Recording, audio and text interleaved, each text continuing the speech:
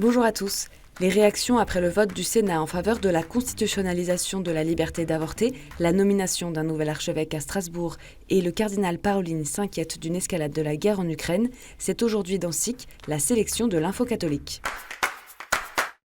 Les réactions ne se sont pas fait attendre après l'adoption au Sénat, ce mercredi, du projet de loi visant à inscrire la liberté de recourir à l'IVG dans la Constitution. Un vote que la conférence des évêques a appris avec tristesse. Dans un communiqué, la CEF regrette que le débat engagé n'ait pas évoqué les dispositifs d'aide à celles et ceux qui voudraient garder leur enfant. L'avortement ne peut pas être vu sous le seul angle du droit des femmes, insistent les évêques, en pensant notamment aux femmes en situation de détresse. Ils assurent qu'ils resteront attentifs au respect de la liberté de choix des parents et de la liberté de conscience du corps médical. L'association Alliance Vita dénonce, quant à elle, un vote par lequel le gouvernement entrave toute politique de prévention de l'IVG, alors que les chiffres du recours à l'avortement n'ont jamais été aussi élevés.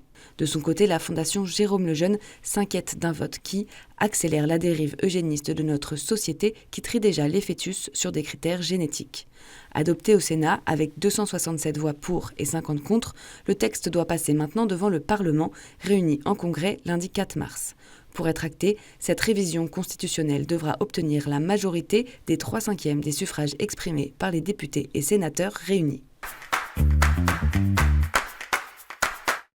Mercredi, le pape François a nommé Monseigneur Pascal Delannoy, archevêque de Strasbourg. Le diocèse étant sous le régime du concordat avec l'État, le décret de nomination a été signé par le président de la République et publié au journal officiel.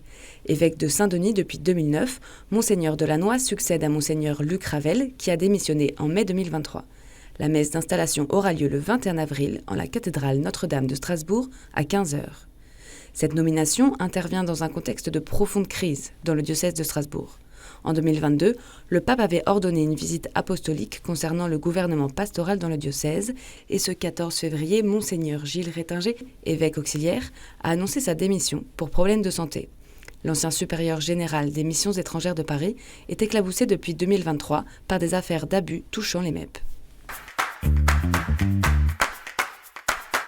Ramener les hosties d'une valeur inestimable, c'est l'appel à la conscience des voleurs lancé par Monseigneur Dominique Lebrun et l'abbé Henri de Lavenne après le vol du Saint-Sacrement et des hosties consacrées dans l'église Saint-Jean-Baptiste au Val de la Haye le week-end dernier. Les auteurs de ce sacrilège ont violé ce qu'il y a de plus saint pour les catholiques, déplorent dans un communiqué l'archevêque de Rouen et le curé de la paroisse Saint-Georges de Beaucherville en Roumare. Dans un message posté sur les réseaux sociaux, la Conférence des évêques de France fait part de son choc après cette profanation et face à la violence symbolique d'un tel acte.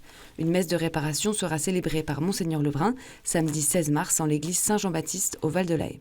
Le même week-end, une deuxième église du diocèse de Rouen a été aussi cambriolée.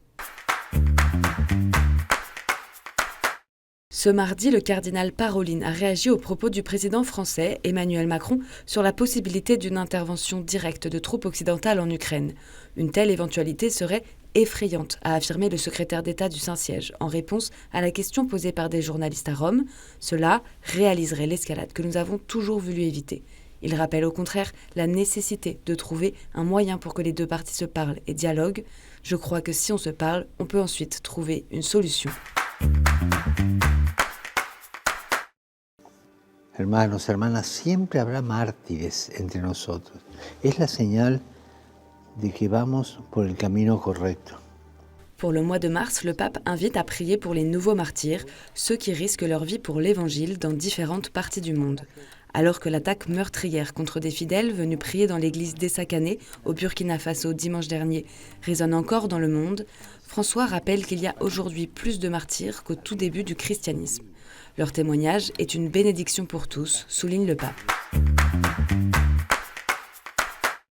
Et en bref, ce mardi au Nicaragua, 10 nouvelles associations ont été interdites par le gouvernement, dont des associations religieuses catholiques.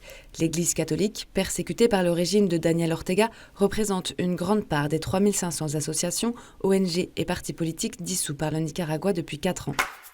Le parquet de Poitiers a ouvert une enquête lundi pour tentative d'escroquerie visant un homme se faisant passer pour un prêtre.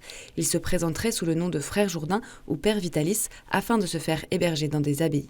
Le diocèse de Toulouse avait déjà lancé l'alerte il y a 2 semaines. Le faux prêtre se déclarerait prieur général et fondateur de l'ordre de la congrégation autonome des frères et sœurs Lataste de Béthanie. Il serait accompagné d'un jeune homme présenté comme un postulant.